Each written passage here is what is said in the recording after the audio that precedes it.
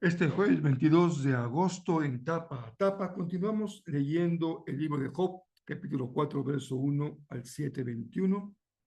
1 Corintios 14, versos 18 al 40, el Salmo 37, versos 30 al 40 y Proverbios 21, verso 27. Yo soy el pastor Rafael Pola y esta serie tiene como propósito leer la Biblia completa en un año. Bienvenidos.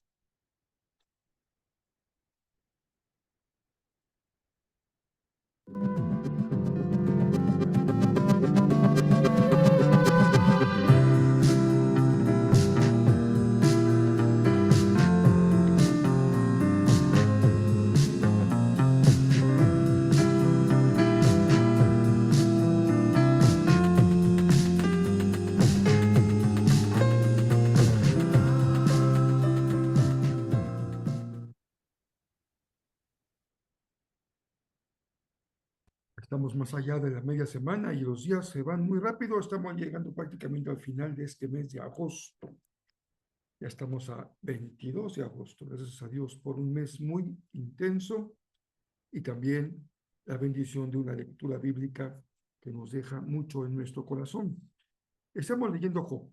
Recuerden que es un libro que en cuanto a su género es poético, pero en cuanto a su contenido es un libro de sabiduría.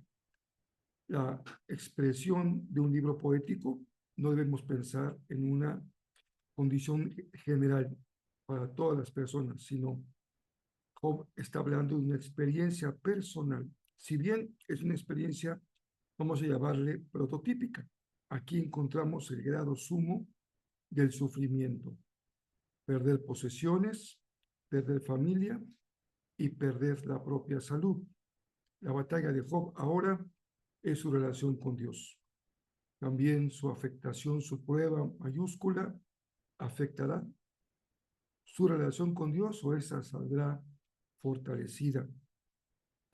Es uno de los temas con los que podemos leer este libro y también preguntarnos, como siempre. Recuerden que son preguntas que ayudan a leer la palabra con bendición, o sea, que aprendamos realmente. Y esto es preguntarnos cuál es el propósito con el que se escribió este libro.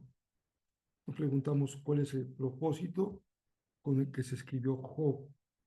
La respuesta hasta ahora es presentar la condición extrema de un hombre sufriendo, que pone en entredicho sobre la mesa el concepto de la justicia de Dios. ¿Por qué si un hombre bueno sufre? Es la pregunta que está detrás de todo el poema. Job dice que él es inocente y que bien preferiría morir, incluso no haber nacido, que pasar las que está pasando, que como dice el refrán popular, está pasando las de Caín.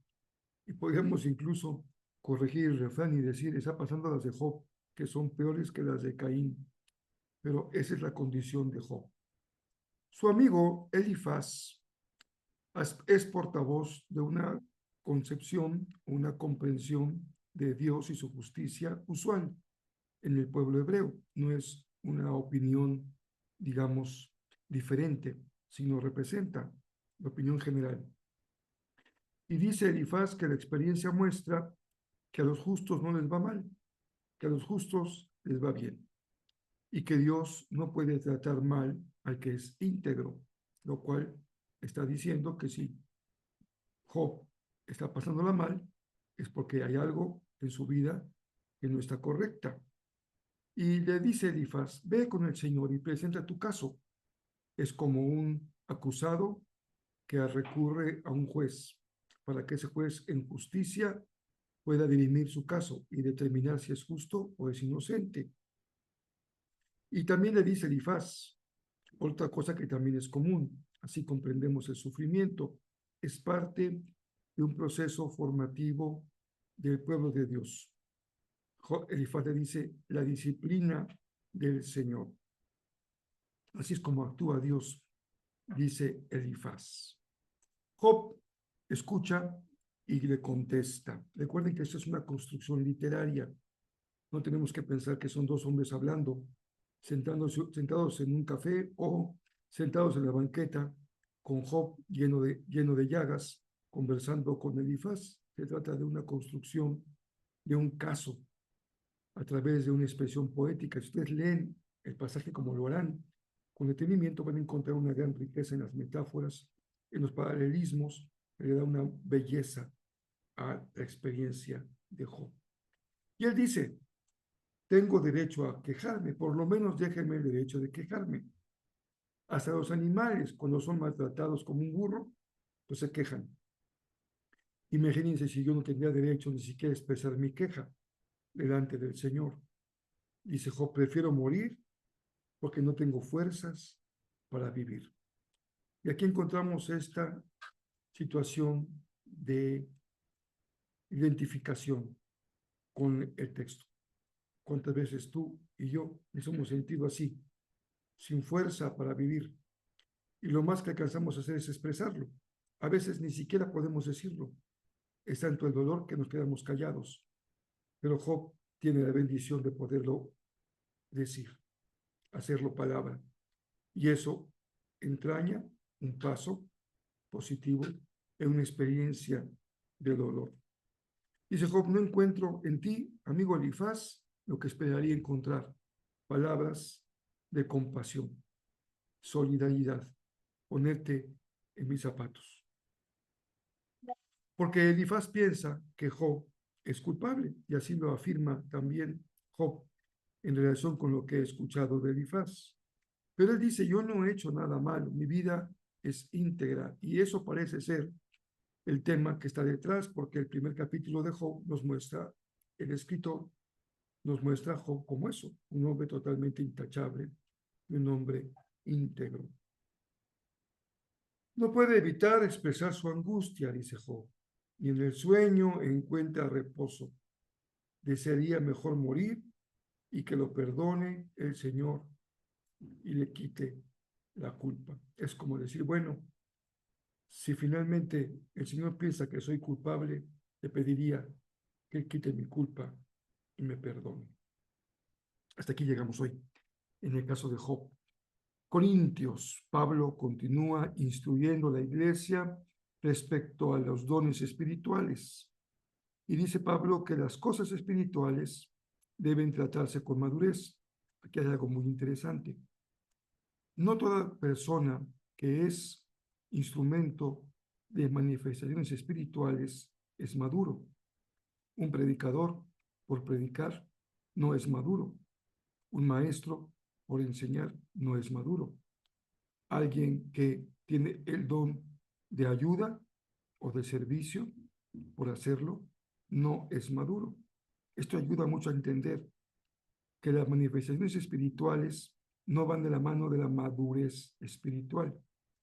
Esta sería tal vez una de las enseñanzas de fondo de la carta, diferenciar que cuando el Señor se manifiesta poderosamente de alguna persona en una iglesia, no va de la mano con la madurez espiritual. Y en el caso de Corintios es justamente el contrario.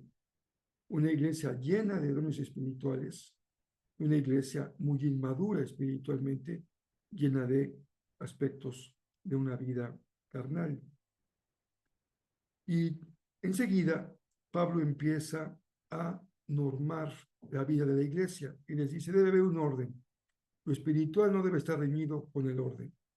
Las manifestaciones del espíritu deben de dar lugar al caos o al relajo o al desorden. Entonces establece una serie de pasos respecto a cómo deben ellos de mantener su culto y ven cómo Estos cultos eran cultos muy peculiares. Hay modelos distintos. El modelo de Jerusalén era muy semejante al de la sinagoga, la alabanza, la instrucción de la ley.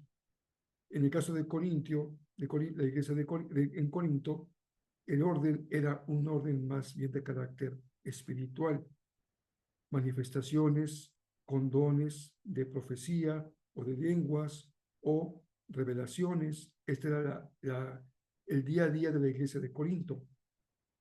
Y Pablo dice, bueno, hágalo en orden. Si alguien está hablando, no interrumpa, termine, pero si alguien tiene una visión, entonces el que está hablando calle y deje expresarse que tiene una visión. Lo importante de todo esto de Pablo es que haya un orden y edifique a la iglesia, sea con un propósito de edificación de la iglesia. No deben de profetizar más de 3 para que sea suficiente, la gente entienda y para que aquello que se profetiza se evalúe. Recuerden que todavía el Nuevo Testamento no estaba escrito como lo tenemos hoy nosotros. La iglesia contaba con el Antiguo Testamento.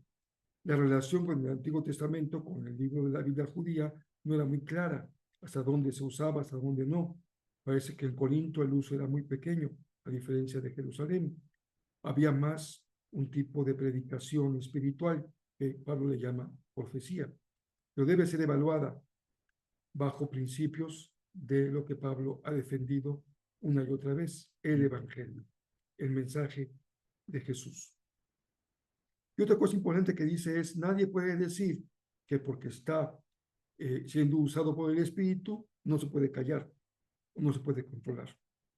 Una forma de saber de que algo es correcto es que la persona puede controlar sus dones. No es como ser poseído de una fuerza incontrolable, no, esto no es así.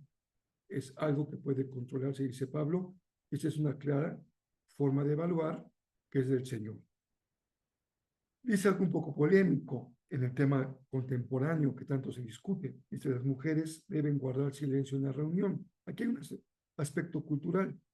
Para el pueblo hebreo, la relación esposo-esposa le daba al esposo una autoridad espiritual en su esposa. Él era de alguna manera el maestro de su esposa, así que la esposa, si tenía preguntas, debía planteárselas al esposo y no a la congregación. Es como decir, yo pregunto en la iglesia porque mi esposo pues, no va a pie con bola. Lo que hago es avergonzar a mi esposo, como él no sabe, pues yo le pregunto a la congregación. Dice Pablo, no. Lo correcto es que la esposa le pregunta a su esposo y lo que está implícito es el esposo debe saber contestarle a su esposa porque debe de tener el conocimiento de la palabra del Señor. Finalmente dice Pablo en el pasaje que estamos leyendo, todo debe hacerse en forma apropiada y en orden. Lo espiritual no está reñido con el orden y el orden no está reñido con lo espiritual. Vamos al Salmo 37. Hoy tenemos los versos 30 al 40. Solamente les comparto un verso, lo que he llamado una gotita de miel. Dice el verso 30 y 31. Bueno, dos versos, corrijo. Los justos ofrecen buenos consejos. Recuerden que es el Salmo del justo, el que empezamos en días previos. Los justos ofrecen buenos consejos. Enseñan a diferenciar entre lo bueno y lo malo. Vean cómo aquí el paralelismo nos enseña que lo que dice la segunda línea le agrega contenido a lo que dice la primera. La primera me dice que el justo es justo en tanto que da un buen consejo. Y la segunda le agrega que ese buen consejo consiste en diferenciar entre lo bueno y lo malo. Dice el verso 31. Han hecho suya la ley de Dios, por eso nunca resbalarán de su camino. ¿Recuerdas? El Salmo, lámpara es a mis pies, tu palabra y lumbrera a mi camino. Finalmente, Proverbios 21-27, también nada más les comparto un verso, bueno, un proverbio, porque es justamente un verso que nos toca hoy. El sacrificio del malvado es detestable. El culto de alguien malo, Dios no lo acepta, lo detesta. Sobre todo cuando lo ofrece con malas intenciones. Quiere decir, con algún propósito perverso. para salirse con la suya, para aparentar, para hacer daño. Menos este culto sea aceptable delante de Dios. Por eso, cada vez que rendimos culto, le decimos al Señor, Señor, examina nuestro corazón para que te sea acepto delante de tus ojos. Muy bien, el domingo empezamos la serie Las tres puertas y una cuarta. La primera puerta es la puerta del corazón. Creo que Dios va a hablarnos de una manera muy hermosa.